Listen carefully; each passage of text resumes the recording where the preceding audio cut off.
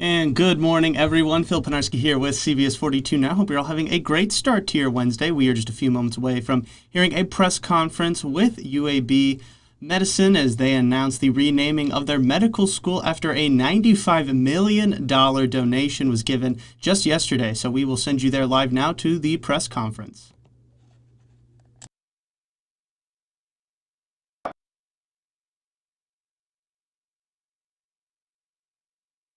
As always, we will be recording this Q&A and we will send the video to you as soon as possible after the event ends. So with that, I'm going to turn the floor over to Dr. Selwyn Vickers, who is the Dean of the newly named UAB Marnix E. Heersink School of Medicine, for a few opening remarks and to introduce our special guest today. Dr. Vickers. Thank you, and thank you all for being here. This is a momentous occasion that really means a great deal for UAB, our state, the Deep South, and we believe for the country. Probably 7 to 10 years ago, certainly at least in the 7 to 8 year window, Dr. Watts and I began to think about what the impact of having the UAB School of Medicine being named would be for both the school, the university, the system, and our state. There are few public schools that have this investment and moniker, having a named brand, if you would, posted on them by a donation or the generosity of a donor. But yet we recognize that it was certainly within our desire, because our aspirations are continually to be a national leader in every aspect of healthcare, education, training, and clinical care to our patients. And I would say none of these things happen without relationships and right people.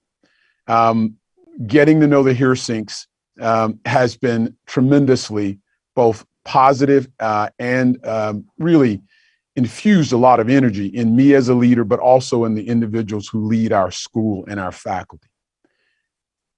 The gift that they have provided is and will be transformative. Much of what we do is tied to the talent we can recruit to UAB to grow our programs in cancer, neurosciences, transplantation, cardiovascular disease, eye care. Those are really driven by the individuals who come from around the country and around the world to be a part of our program and pursue excellence. So this is no small thing.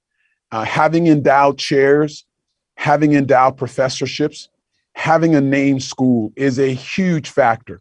In fact, my faculty have already sent this notice around the country to people we're recruiting, to have them understand that there's a source of pride and a source of recognition in the things that we have accomplished and the future we hope to bring to Alabama through the Heersinks gift. Just a little bit about Marnix and Mary. There's a lot about them, I won't say, that made me extremely excited about the fact that we would be naming our school in honor of Marnix and naming our Global Health Institute in honor of Mary.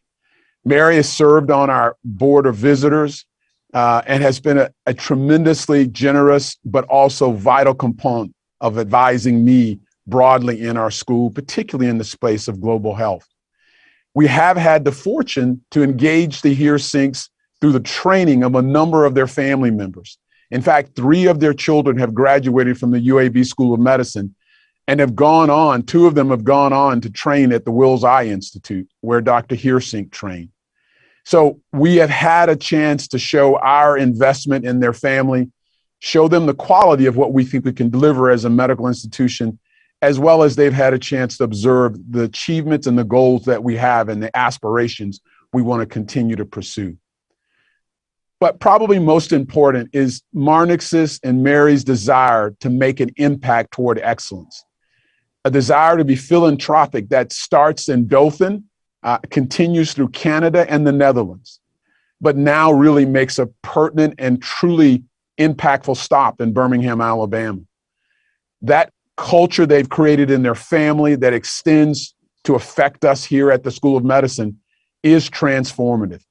And I can't tell you how appreciative we are of Marnix and Mary's willingness and their family willing to see this as a vital investment to not only our future, but to their legacy as he, as a leader and world-class ophthalmologist and a tremendously successful entrepreneur and businessman.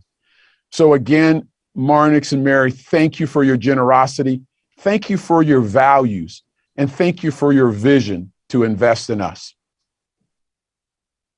So with completing that, I'd like to introduce Dr. Marnix E. Heersink and Mary Heersink, who should be on with us. Marnix? Yes, Selwyn, hi. Well, thank you, Selwyn, for the very generous and kind words. As all of you can imagine, yesterday was one of the most exciting days in the life of my life and our family. Our family feels very, very fortunate to be able to do this. And we know that the gift will be very well used. And we're very thankful for having the opportunity to get to know Dr. Watson, Dr. Vickers, and also a great thanks to the Board of Trustees at the University of Alabama. This is an effort that Mary and I have thought about and have prayed about and have realized if we can make a transformative gift to the future of the citizens of our state, we think it'll go beyond that. We think it'll go on to a national level, hopefully international level. The things that are happening at UAB are tremendous. All of you probably don't know all the intricacies, but I can tell you somewhat superficially that what's going on at UAB is fantastic. The reputation of the school, the leadership, Dr. Vickers, Dr. Watts, those are things that you can't buy. The tremendous excellence and the emphasis on excellence is so important. In my life, I've become to realize excellence can drive so many great things. And I'm also very aware that collaboration is critical.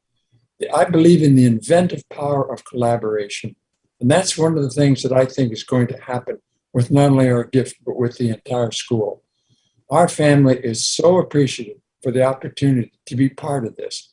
This is going to be something fantastic. So I'm so thrilled to be here today and to tell all of you that this state, Alabama, which we love, it's our home state. It's the place where we came 45 years ago almost and fell in love with it instantly.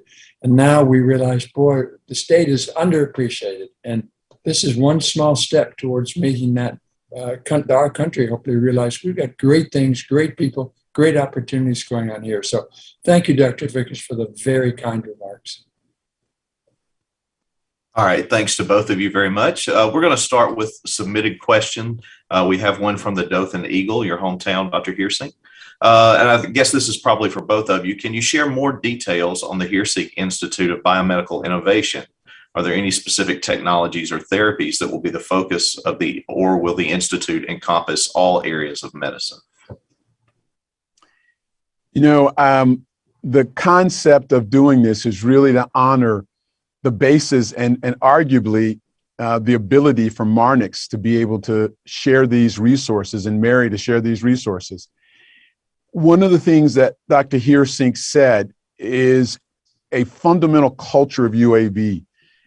When people come to visit, there are a couple of things they're surprised about: our size, because we're a very large academic medical center, and the really inherent capacity and desire to collaborate.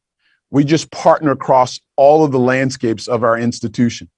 So I think that would say that will be a big part of the characteristics of the Biomedical Innovation Institute, to support both training around entrepreneurship, but from the healthcare delivery side to the basic science lab, to the nursing, to public health, we will look for innovation and entrepreneurship opportunities to develop programs broadly and see them spun out and grow.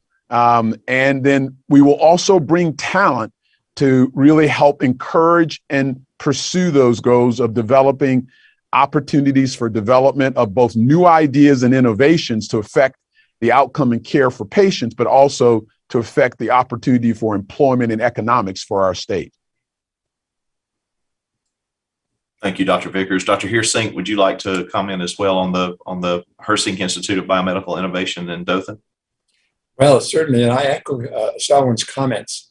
I think that this is going to be an initiative that's going to have impact, and not only just in Dothan. Obviously, it's going to be a collaborative effect with Birmingham, but in Dothan, because this is our hometown that we so much love and have learned to appreciate.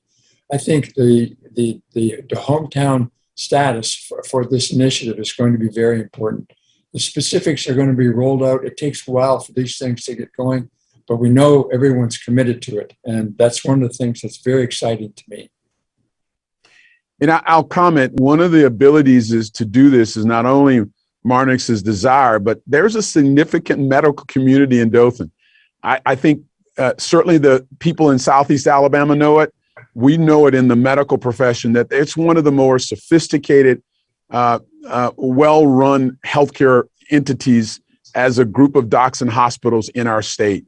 So we believe there's huge opportunity for medical innovation to tap into Dothan, and we'll partner with the relevant entities to make sure we have an impact there as well. Great. Thank you both very much. The next question is also submitted from Magdala Lusant here with WVTM 13 in Birmingham. Will this record donation help with health equity? If so, what does that look like and who in the community will benefit? Dr. Vickers, would you like to start with that one?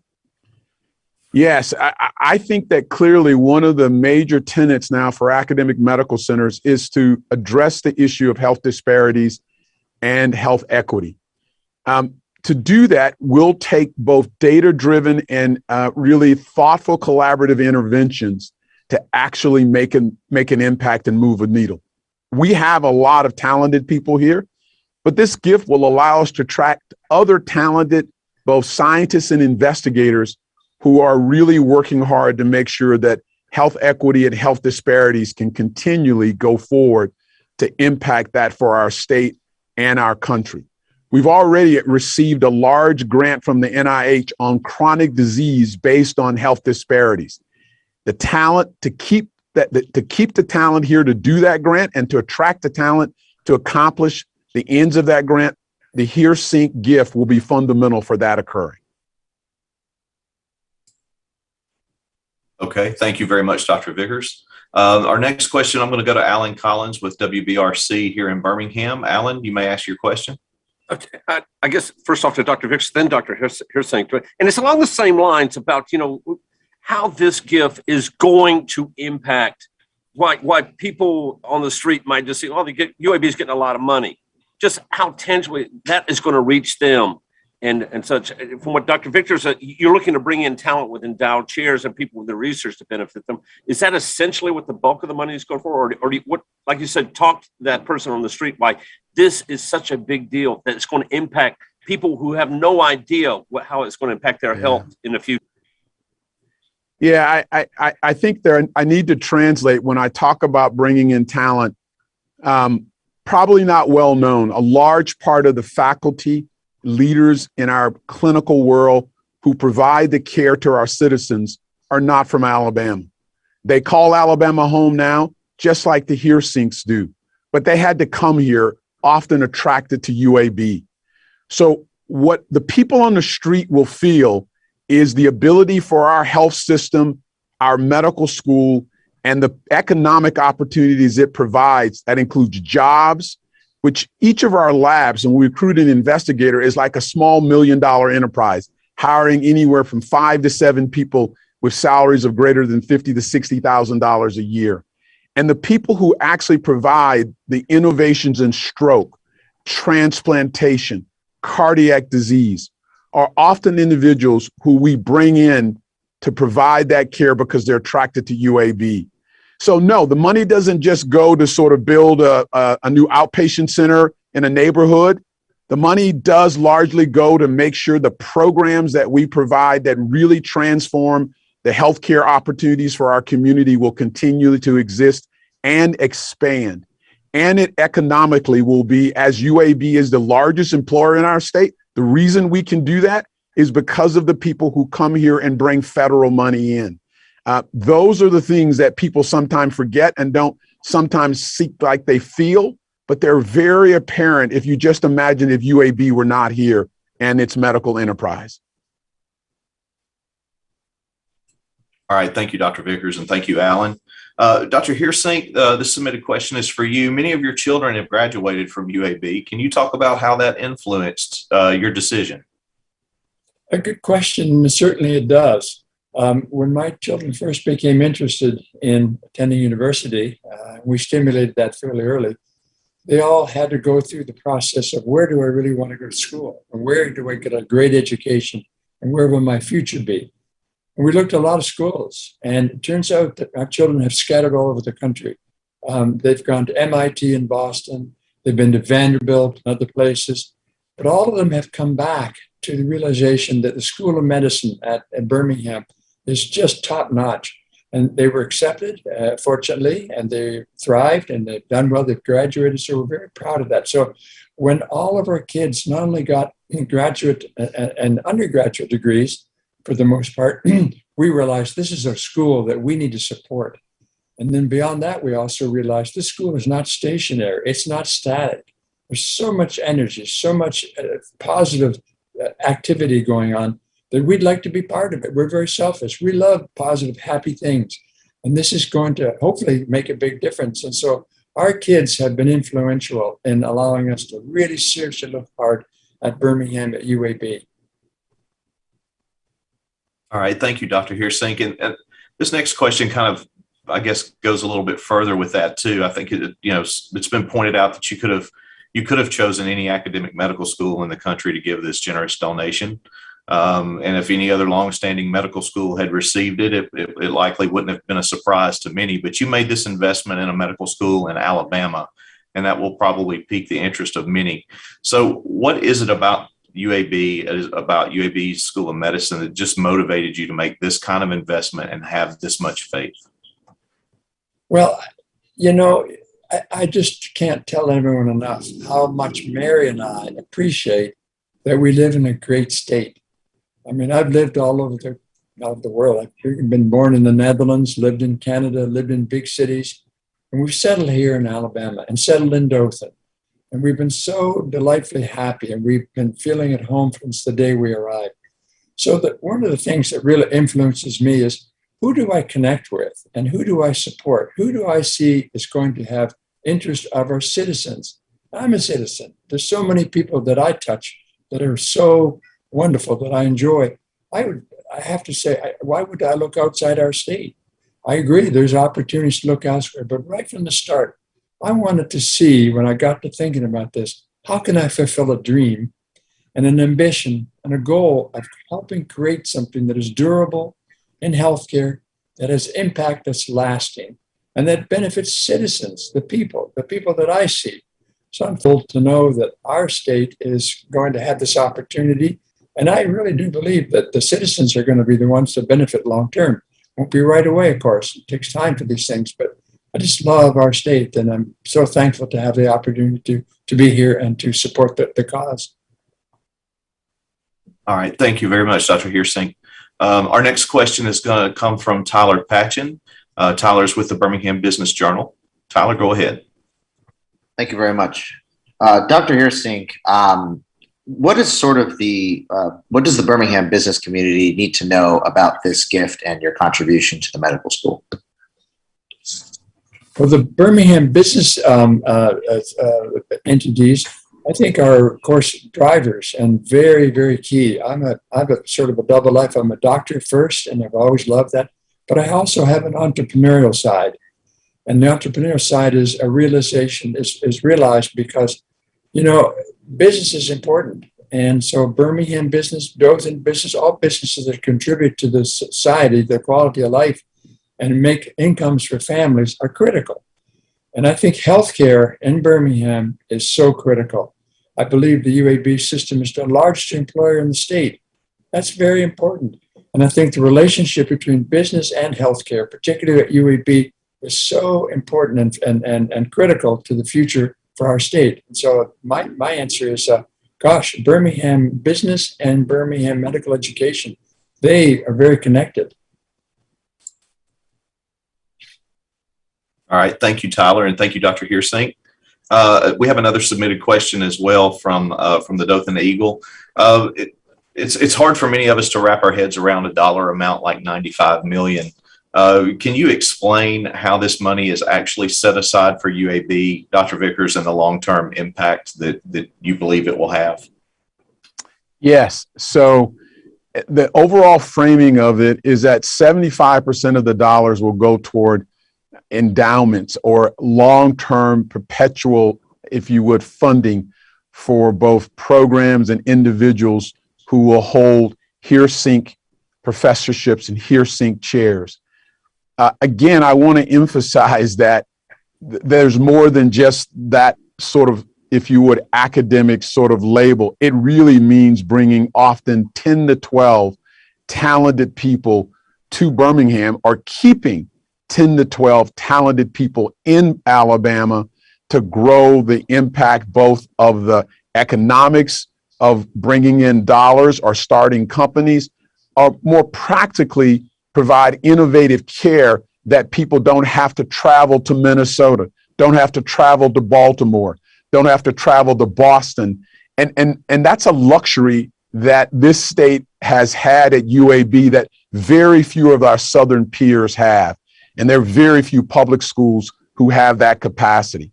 So large part, 25% of the gift will be expendable dollars for launching the programs. 75% of the gift will be used to create long-term endowments to sustain, as Marnix has said, expansive, encompassing, excellent impact in our state. And enduring, I would say, is the other one. All right, thank you very much, Dr. Vickers. Another question from WBTM's Magdala Lasant here in Birmingham. We know that the hospital has been making efforts to diversify the department and the medical school. Will the money help bring in more doctors of color as well? Dr. Vickers, I'll let you take that one. Yeah, so again, the ability to do that is based on taking care of opportunities to create an attractive environment for people to want to come be a part of. And absolutely, the naming will be a significant factor for taking really bright, talented people of color who have choices to go to many places. Having the school name does a lot by saying to those individuals we want to recruit both in the medical school and on the faculty that somebody values what you're doing. Somebody trusts that you're doing something excellent. So that's the first part that it does. The second thing it does, it gives us the broad scale of capacity to seek opportunities to specifically recruit underrepresented minorities. And I'll share with you this, the talent, again, the NIH, the National Institutes of Health, has realized that the ideology of trying to grow underrepresented minority faculty has been around for almost 10 to 15, if not 20 years. And yet we failed to move the needle. So they've established a broad program where they are specifically saying culture, the paradigm shift that's needed to create an environment for success, the commitment to recruit people to an institution and sustain them and grow them. It's what's going to be required. So they put out RFAs for institutions to apply for grants that total around $14 to $15 million. And as you can imagine, several institutions, maybe well over 100 applied. There are only 5 that are being named this year in the first round. And this is specifically to develop a program internally to recruit underrepresented minority faculty at large majority academic medical centers. One of that 5 in the country is UAB. And so we've just received that award. It's going to be on the backdrop of also understanding that we are the HearSync School of Medicine, but it's also in the backdrop that people have to remind themselves, yes, we are big in our state and we're expansive, but we're competing with institutions that sometimes are twice our size, are clearly our equal. So we look at the national landscape of what we have to do to make Alabama and UAB great. We want to be bigger and better in order to stay competitive and lead. All right, thank you very much, Dr. Vickers. And we are running close to time here, so I'm going to wrap this up with Dr. HearSync. I do understand and that you hope that this gift is going to inspire others to also give to UAB. Dr. HearSync, do you mind just talking about your desires for your pledge to serve as a lead gift and something even bigger, and then also just any additional closing remarks that you may have? Well, thank you. My life's been so blessed, and I'm, of course, at the tail end in a certain sense, still active and very happy to be working. But I've come to a realization that life is better when you share things and when you inspire people and you lead people. and give people opportunity. That's part of the whole motivation of this gift, is to really encompass all of those things together. UAB deserves the opportunity that it's going to have to really transform our state. And I believe, as I said earlier, the inventive power of collaboration, that's really the thrust of a lot of this.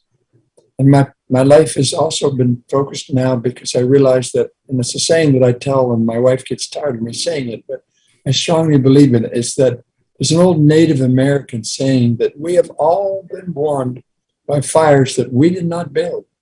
And I know that I have been warmed by fires that I didn't do. So one of the things that I need to do now is to inspire people and to help people and start fires so that we can achieve the excellence and all the things that we're trying to do, the expansiveness, the encompassing, everything together makes this gift for me become so personal and so treasured. So just to wrap up, from my perspective, this is one of the most thrilling days in my life. And to be able to be part of something magical that's going to get better is for me just unbelievable. So one of my dreams in my life is coming true. And so thank you for letting me say that and share that with you. Absolutely. Thank you very much, Dr. Heersink. Those beautiful words. We do appreciate that. With that, we're going to wrap the news briefing today. Everybody does have a hard stop here for additional meetings that they have to attend. As always, we're recording this. We will get it sent to you as soon as we possibly can, as soon as everything downloads. Thank you, Dr. Vickers. Thank you very much, Dr. Heersink. And thank you, media, for being involved and joining today. We appreciate it. Everyone have a great rest of your Wednesday.